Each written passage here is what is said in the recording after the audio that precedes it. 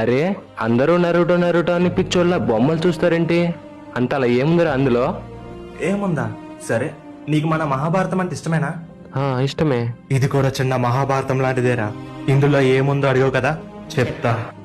ఇందులో హస్తినాపురి అనే ఒక గొప్ప రాజ్యం ఉండకపోవచ్చు, కానీ హిడెన్ లీఫ్ అనే ఒక గ్రామం ఉంది. ఇక్కడ ధర్మంగా ఉండే పాండవులు లేకపోవచ్చేమో గాని ధర్మాన్ని రక్షించే హోకాగేలు ఉంటారు. ఇక్కడ తన తెలుగుతో అందరినీ వంచే శకును లేకపోవచ్చేమో, కానీ ఇక్కడ అందరినీ తన తెలుగుతో ఆడించే ఒబిటో ఉన్నాడు.